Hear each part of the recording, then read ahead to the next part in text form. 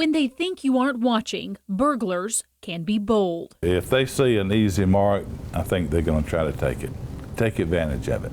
Tony Holly learned the hard way. Home break-ins usually happen when you least expect it. Walked in and the house was a complete shamble.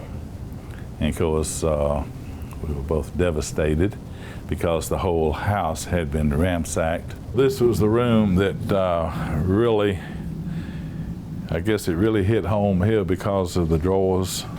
Everything was just ripped out. Everything. Every drawer was on the floor. The cabinets over here, the doors were wide open. Everything was thrown out on the floor.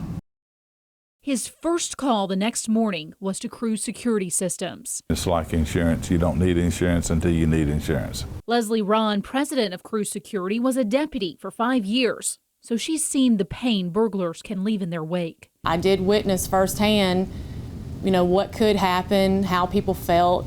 They felt very vulnerable. They felt invaded. Now she helps make sure her customers feel safe and keeps them from becoming easy targets. While you're away, you want to make sure that all your doors are locked, including screen doors, because those can be very vulnerable. Deputies say burglars love a target that's out of sight. Most of our residences with the typical burglar would be a forced entry on the rear door. Along with a deadbolt, make sure all your doors are sturdy and solid. A lot of people do have the decorative doors and stuff on the rear of the residences and stuff that makes it a little easier for someone that wants to come in. One of your best bets to avoid getting hit: make it look like someone is home. If they have any reason to suspect that someone is home, 9 times out of 10 they're going to move on to a different house. Chris Mazzetti tracks crime trends for the Columbia County Sheriff's Office and says the prime time for burglars is during the week in the early afternoon. I guess I figure by that point in time, if someone's going to come home for lunch, they will have already done so. And then if, by 1 or 2 o'clock in the afternoon, I guess they figure, okay, they've got at the house for at least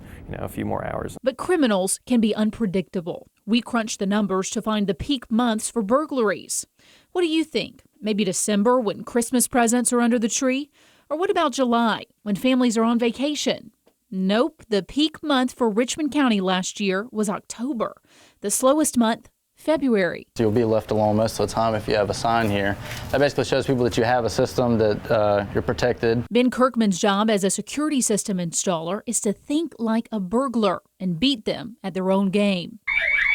So that's your biggest deterrent right there, is the siren. It's going to let the burglar know that someone's on the way. He says technology is making burglary more risky.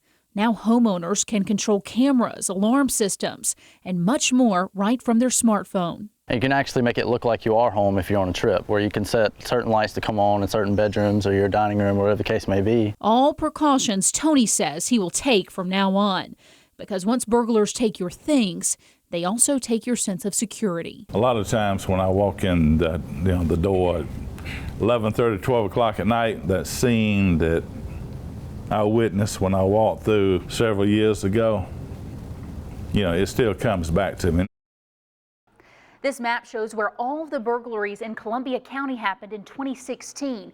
No surprise, the more populated areas closer to Augusta got hit the hardest. We've got a lot more of the burglary data broken down for Columbia, Richmond, and Aiken counties. That's on our website if you want to take a closer look at the trends where you live.